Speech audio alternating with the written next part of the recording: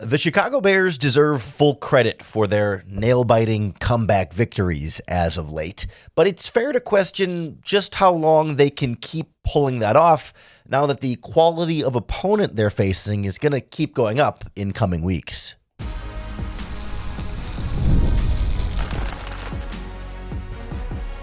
You are Locked On Bears, your daily Chicago Bears podcast. Part of the Locked On Podcast Network, your team every day. This is Locked On Bears, and I'm your host, Lauren Cox. I'm here to bring you your daily, in-depth Chicago Bears news and analysis. You can follow me on Twitter at CoxSports1, and you can follow the podcast at Locked On Bears on TikTok, Instagram, Facebook, Twitter, and on the Locked On Bears YouTube channel, where you can keep up with all of our video podcasts as well. Thanks for making Locked On Bears your first listen today. We're part of the Locked On Podcast Network, now the #1 sports podcast network. And on the show today, we're going to take a look at how the Bears have gotten to this 7-3 record and what parts of these comeback victories and one-score games are sustainable and things that should keep working almost regardless of the opponent and the situation as the games move forward, and what parts maybe feel a little bit harder to keep up. Not that they're never going to be able to do it again, but that you can't necessarily count on being able to produce every single week and win every single week in some of these same ways. And we'll wrap up by kind of putting a bow on it and figuring out, okay, what do the Bears need to do, not even necessarily differently, but what do they need to focus on? What is the strategy as the opponents get better? Like, how do we need to see them kind of hone in on what has been working so far and cut back on some of the things that haven't been working as well? I want to start with some of the unsustainable parts of the Bears' success before we get to the stuff that I think will translate to more games and they can continue to ride and rely on, because I think there are some mirrored aspects of it, of like the thing that might not be as sustainable. Well, there's a sustainable version that the Bears have been able to do. And you'll kind of see how this comes together as we go along. But one of the big things you'll hear a lot of national pundits talk about is that the Bears can't keep up generating turnovers at such a high rate.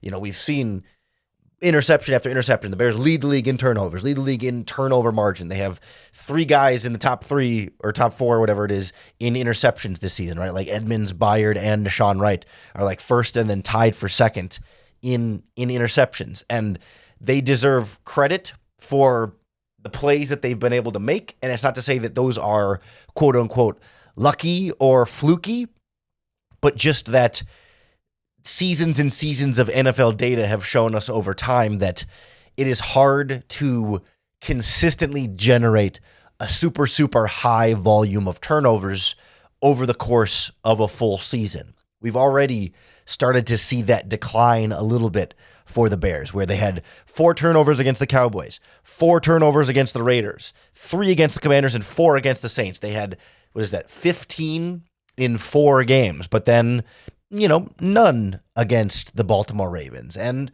1 against the New York Giants. And that's how you end up with a loss against the Ravens and a much more difficult Giants win than it should have been, because you're not able to rely on as many turnovers. And it cost them against a good team like Baltimore not being able to have those turnovers. And it was starting to cost them a little bit more the last couple of weeks as those turnover numbers have come down.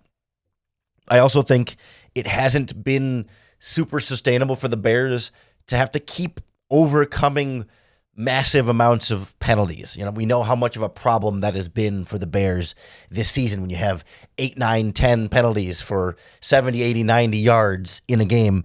Like, that's the kind of thing that they've been able to overcome against the Cowboys or the Raiders or even, the Commanders in some cases when they've been struggling. But like when you start to play defending Super Bowl champion Philadelphia Eagles or, the Packers and Lions in tough divisional games, the margin for error becomes so small that even a handful of penalties can undo you more than what we've seen them been. Like, they've been able to overcome them against lesser teams, but better teams won't let you back in the game if you keep beating yourself with penalties. I think in the turnover conversation, there's a similar vein here of like what we saw against J.J. McCarthy. where the Bears have faced some bad quarterbacks that have just missed some open receivers. J.J. McCarthy was inaccurate a lot against the Bears in that Vikings game. Jackson Dart missed some throws. Certainly Russell Wilson down the stretch missed some key throws that allowed the Bears to climb back into that game. And it hasn't been the case every single week. I mean, Joe Flacco torched him for over 400 yards passing in that Bengals game, and they still found a way to win, right? So it's not as though all these things are going to go bad and the Bears are just going to start losing. Like they have been able to overcome these things at times, but I do think it's a little bit different when it's Jalen Hurts and Jared Goff, and we'll see how healthy Aaron Rodgers is compared to J.J. McCarthy, Jackson Dart, Joe Flacco, Tyler Shuck, Geno Smith. The level of quarterback play is going to go up, and the Bears have benefited at times from those quarterbacks not being all that consistent. And I think that's also reflected in another aspect of unsustainability here for me, is that the Bears have really heavily had to rely on the blitz to generate a pass rush against these quarterbacks, that the four-man rush is just not consistently creating pressure. And against these lesser quarterbacks, giving J.J. McCarthy or Jackson Dart time in the pocket isn't necessarily as detrimental because they're missing some of these throws even from a clean pocket. Whereas if you give Jordan Love and Jared Goff and Jalen Hurts and Aaron Rodgers time to just sit back there and enjoy a clean pocket against a four-man rush, they're gonna pick your defense apart as you go down the field. Like, all of that feels like it's gonna be tricky for the Bears to sustain success if they keep having those issues. I'll throw in, the special teams being a real factor there too. That, like, when you rely on special teams to block a field goal to win the game against the Raiders, and when you allow a long return that set up a Raiders field goal, or you allow a long return against the Vikings that sets up points for Minnesota, or against the Bengals you allow an onside kick, or you just have not great punts at times. Like, those kind of things you got away with against those opponents. Less room to get away with those against the better teams. And I also, one other stat that jumped out at me when I was researching this podcast episode, the Bears really need to start hitting some of these 2-point conversions. I think I looked, they're 0 for 3 on 2-point conversion attempts this season. You really needed them in a couple of those games to give you a little bit more breathing room, and every single time the Bears have failed. And it just feels like that 2-point swing after scoring a touchdown, like that's the difference in beating the Eagles or losing. That's the difference in beating the Packers or losing. And we know Ben Johnson has plays up his sleeve that you can go to in those moments. They just haven't really been able to execute those very cleanly. But especially if we continue to have Cairo Santos question marks, the Bears are going to need a critical 2-point conversion at some point. They've been able to survive not converting those so far, but I worry about that becoming a problem and cutting into the sustainability of the Bears' success. Now, all of that is the negative. I do think, in spite of how close these games have been, and in spite of some of the areas the Bears have gotten away with things, there are certain aspects about what they're doing that do feel sustainable, that all of a sudden they're not going to become a bad team when they play better opponents. And if they can kind of lean into some of these more sustainable factors, that's how you can have cleaner, easier wins that maybe won't be easy against great teams, but like, you don't have to be sweating it down to the end of the fourth quarter for some miracle comeback attempt. So we'll take a look at what the Bears have done successfully that they should be able to continue to do successfully, almost regardless of opponent, next on Locked On Bears.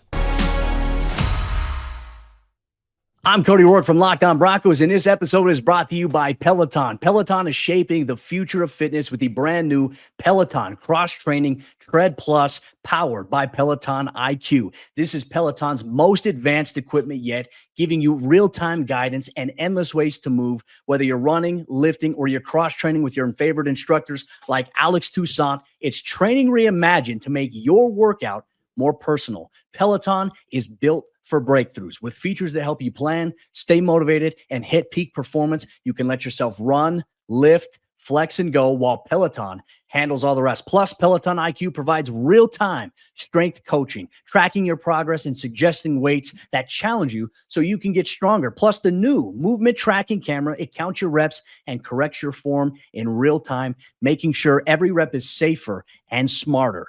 So let yourself run, lift, flex, push, and go. Explore the new Peloton Cross-Training Tread Plus at onepeloton.com.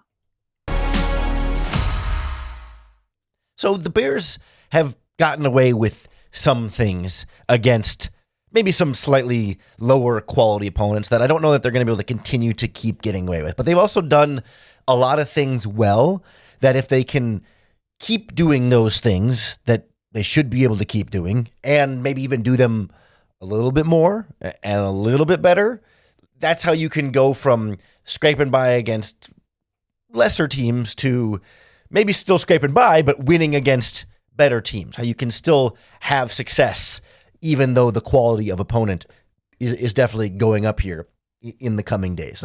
And I think some of these mirror some of the unsustainable parts. I think there's a kind of a flip side to a lot of the unsustainability, and that's intentional here, right? It's sort of a structure here. Like we talked about how, the Bears are not going to keep getting 4 turnovers a game, right? You're not going to keep having these stretches where you get 3 or 4 interceptions and a fumble or 2 in a game. That's not sustainable.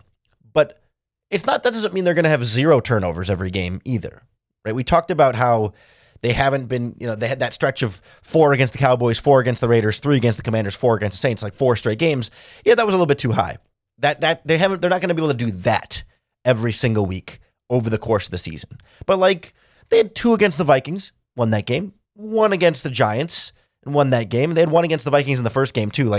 The Bears defense can hold on even with just a couple of turnovers. I think you're going to need a couple of turnovers. It's hard to envision the Bears winning a game right now with the current state of the defense where they get 0 turnovers. I do think there's going to be some aspect of you do need some turnovers, but it's not as though all turnovers are unsustainable. What's unsustainable is first place, extremely high volume of 3-4 turnovers every single game. That you're not necessarily going to keep being able to do. But if you can consistently get 1 to 2 a game, maybe 3 every once in a while, if you're playing the Steelers and it's not Aaron Rodgers, you might be able to get 3 or 4. Or, against the Browns, you might be able to get 3 or 4. And if there's, any injuries to other quarterbacks along the way, but if you can keep getting 1 or 2, that can be enough as your defense gets a little bit healthier, as Jalen Johnson is activated from injured reserve at some point in the coming days here. His practice window is open right now. Might not be in time for the Steelers this Sunday, but maybe the Eagles the Friday after that.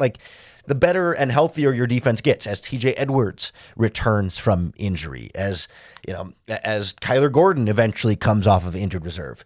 You might need turnovers slightly less because you're holding up in coverage slightly better, and maybe your run defense is slightly better, and you're able to make stops a little bit more consistently than they have been able to down the stretch in recent games to kind of match up with, hey, okay, quality of opponents getting better, but defense can get better along the way as well. Or we talked about how the Bears against better teams, can't keep trying to overcome massive amounts of penalties, that these 8, 9, 10 penalty games are going to be too much. But you look like the last 3 games, the Bears had 7 against the Bengals. That's probably still a little too high.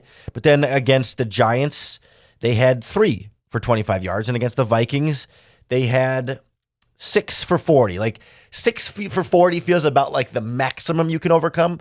But I think the bigger picture trend there is penalties are coming down from where they were earlier in the season. Not eliminated, not a non-factor, but if you can stay in that 3 to 5 penalty type range, that feels more sustainable than the 8 to 10 penalty range. Because you're always going to have at least one penalty. I mean, every team has penalties. You can't really fully eliminate them, but it's more about the specific kinds, the self-inflicted wounds like false starts and illegal formations versus, defensive pass interference to prevent a touchdown. I can live with that penalty a little bit more. Or maybe, a ticky-tacky roughing the passer type of call, or an offensive holding to prevent a sack. I mean, stuff like that, you can live with a little bit more to say, hey, this is trying to get away with something that trying to prevent more damage as opposed to stupid mental mistake that hurts the team. You can survive a few of those. Or we talked about how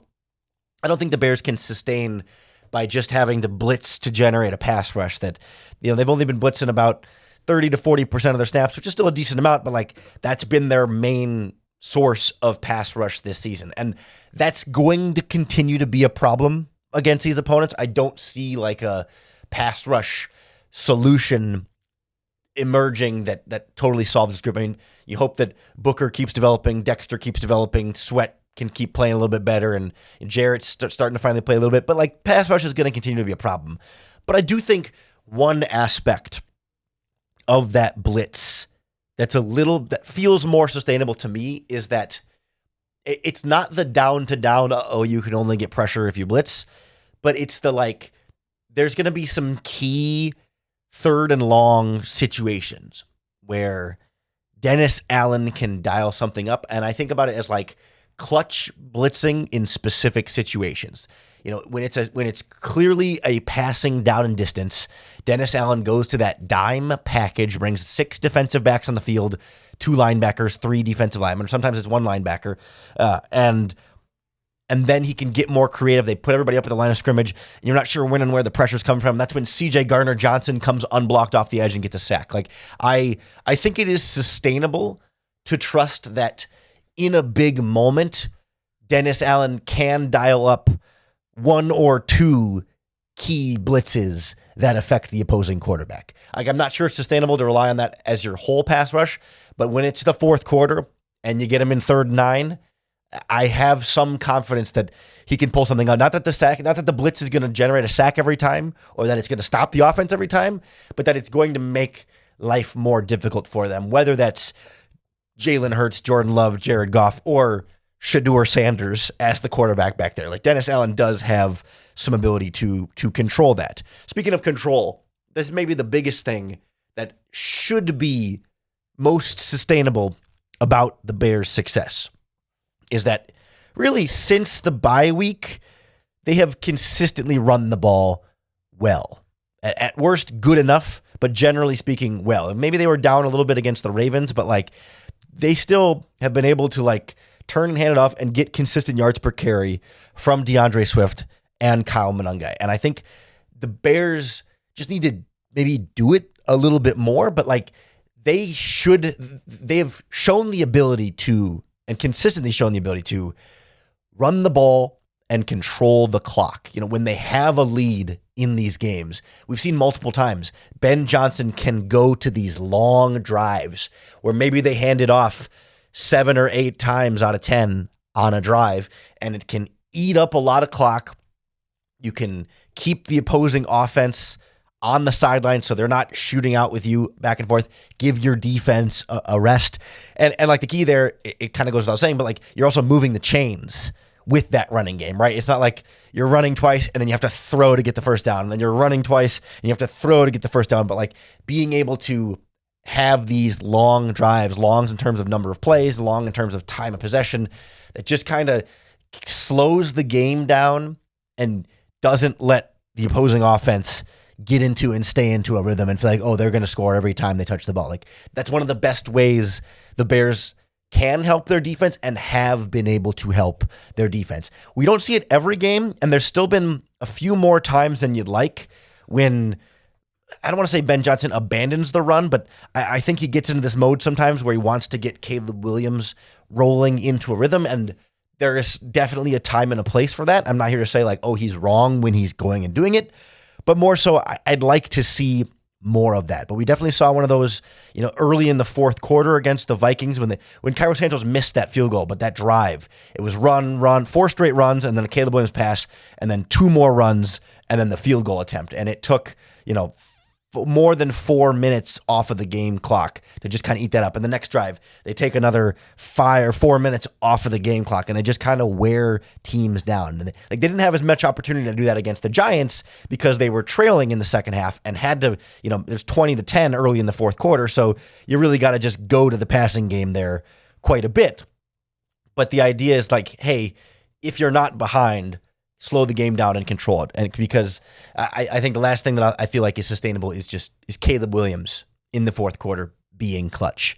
We've seen enough examples of it. He's got it. Like if the game is within reach and there's time on the clock and a timeout or two, he's going to lock in and he's going to be his best. It doesn't mean he's going to score touchdowns every single time, but I do think you can expect that what is sustainable is that if the game is close late, Caleb Williams will elevate his level of play and the offense will find ways to move the ball. That I do have a lot of faith and confidence in being sustainable moving forward. So I want to kind of take this and look at, okay, we know what feels sustainable and repeatable, what maybe feels a little less so, and put that into a little bit more of like almost like a formula. It's not quite a game plan because it's not like team specific, but I kind of want to look at like, okay, as the opponents get better, what the Bears have to do in order to sustain that success.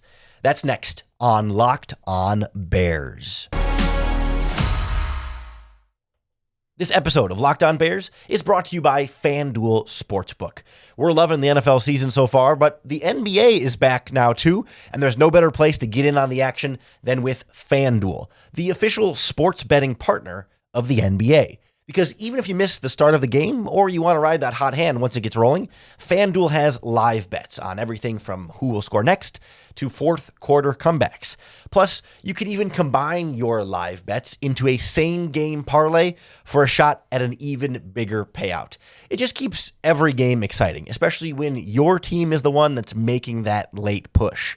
Right now, FanDuel is giving new customers $300 in bonus bets when your first $5 bet wins. So head to FanDuel.com to sign up and play your game with FanDuel, the official sports betting partner of the NBA. Thanks for making Locked On Bears your first listen today and listening through this head cold that I've got right now. It's been a little bit rough, but hanging in there, and I know the voice doesn't sound as great. It's a little bit nasally, trying to keep the energy up as best I can, and certainly not trying to miss any podcasts here and call out sick from Locked On Bears. I power through just the players power through when they're injured. This is my version of an injury, I guess. It's not even an injury, but my Michael Jordan flu game or whatever, however you want to talk about it. But I look at this Bears team going into a game that's against the Steelers and then the Eagles and then the Packers is probably the toughest 3-game stretch anywhere on the schedule. Certainly the toughest 3-game stretch so far. I mean, Packers, 49ers, Lions at the end could end up being tricky too. But right now, the Bears face 3 teams that if the season ended today, would all be playoff teams. And outside the Packers, the Steelers and Eagles are division leaders. So like these games get more difficult. And I think there's kind of a formula here of like, okay, how do you take what the Bears have done so far in wins to get to 7-3 to now sort of hone in, eliminate some of the unsustainable stuff and lean into more of the sustainable stuff to keep that winning going? I mean, certainly the Bears are going to lose games this season. They're not going to win out and finish 14-3. I don't think anybody's ready to predict that, but I do think they can keep a pretty good record here over the course of the stretch. So I think as the opponents get better, first of all, you do need to start fast. And it doesn't necessarily mean you have to get like a big lead right away, but more so you can't afford to fall behind early. Like this Bears team doesn't feel like it's good enough to play from behind and pull off the 21-point fourth quarter comeback. Feels a little bit more tough than the 10-point or the 7-point or the 3-point fourth quarter comeback against first place teams in their respective division. So, to get points early on and to either have a lead or, be kind of going blow for blow with a team if they're scoring early on is really important just from a game script standpoint so that you don't have to feel like you're abandoning your running game because you're behind on the scoreboard. You don't have to force it and press and try and do too much. You can slow down. You can punt and play the field position game a little bit if you need to there. Like you don't have to feel like, oh man, if we don't get a turnover, we're screwed. Like that dread feeling doesn't have to set in. And I think then from that point, we get back to what we were talking about from sustainability is like lean into the running game, run the ball and control the clock, especially if you get a lead, right? To be able to just slow it down and run it. But like there's also a fine line between slowing the game down and taking your foot off the gas, right? I wouldn't want to get like too conservative in that regard. I don't want to do run, punt necessarily, but like as long as your offensive line is holding up in the trenches and getting you the push up front that you need, that they have been able to consistently do over the last, 5 of the last 6 games at the very least, has been so much more improved in that area. And I think they should have an ability to maintain a lot of that. I mean, Pittsburgh is a middle of the pack run defense. The Eagles are a middle-of-the-pack run defense this season. Green Bay has been very good, and that's where might present its own trouble. But even as you play better opponents, it's not as though they're perfect in every aspect. The Bears should be able to still lean on that running game a little bit more and make that even a bigger part of the offense than we've seen the last couple of weeks. It just kind of takes the pressure off of everybody, your defense, your quarterback, your play caller. I mean, it kind of is a real salve for the offense there and the defense, and really for the whole team. So then if you're either keeping it close or maintaining a small lead or keeping it tied or whatever, you're running the ball, you're controlling the clock, then this is where you add in like a turnover or two from the defense, right? To make up for there's going to be some defensive lapses. That's just built in right now. Nashawn Wright's going to get beat every once in a while. If Nick McLeod is out there, he's going to get beat every once in a while. If Noah Sewell is out there, he's going to get beat every once in a while. And just sitting back with a 4-man rush, your coverage is just not going to be able to hold up all the time, especially as you play better quarterbacks, better receivers, right? Like A.J. Brown, Devonta Smith are going to get some big plays for the Eagles. It's just part of the game. And maybe DK Metcalf for the Steelers. It's an inevitability that you're not going to hold down every team's great receivers to small performances. So you're going to give those up to get the turnovers to kind of balance that out. Where you give up a touchdown, okay, that's okay.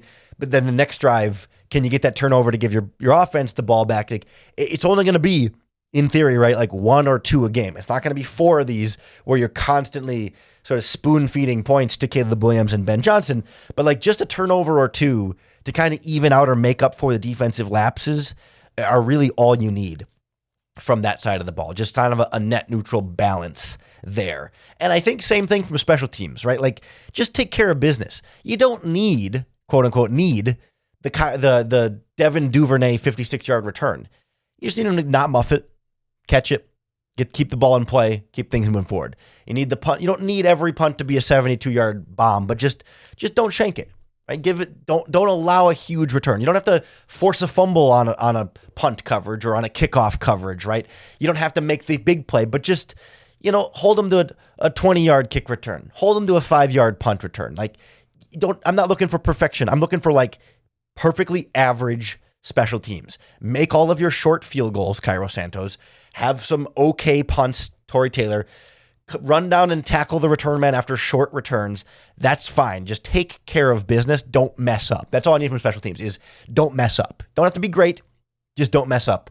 And that can be enough for the Bears to win the game. Like when you add in defense has a turnover or 2 to balance some lapses. Offense starts fast, gets a lead, run the ball, control the clock, but don't take your foot off the gas. And then really it's just about getting out of your own way, right? Not dropping passes, not having penalties, not having miscommunications, and just not getting too cute, right? Not trying to do too much, trying to be too flashy. Like it can be simple, and that's perfectly fine for this Bears team. Like that's where I think that whole strategy, they can have continued sustained success against better opponents. I mean, obviously the strategy is score a lot of points, don't allow a lot of points, but wanted to get like a little bit more finite into like what that actually looks like with this set of strengths and weaknesses on the Chicago Bears rosters. Hopefully that gives us a better sense of like where what the Bears have been doing is sustainable and maybe isn't as sustainable, but how that can kind of translate to games moving forward. We'll certainly get a much more in-depth look at the Pittsburgh Steelers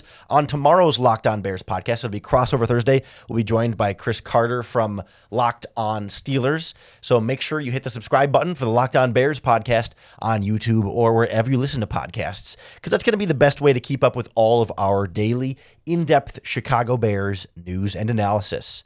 Thanks for making Locked On Bears your first listen today. We're part of the Locked On Podcast Network, your team every day. And if you're looking for a second listen today, why don't you go check out Locked On Steelers with Christopher Carter to get all of the behind-the-scenes intel on the upcoming Bears opponents, be the most informed fan you possibly can be by knowing more about the Steelers than everyone sitting next to you on the couch at home or at the bar or in the stadium. If you're making the trip to the game, it is a home game, so if you're making it at Soldier Field, you can know all about the Steelers with our friends from Locked On Steelers. Just make sure you come on back to Locked On Bears tomorrow. Make us your first listen once again for another opportunity to bear down.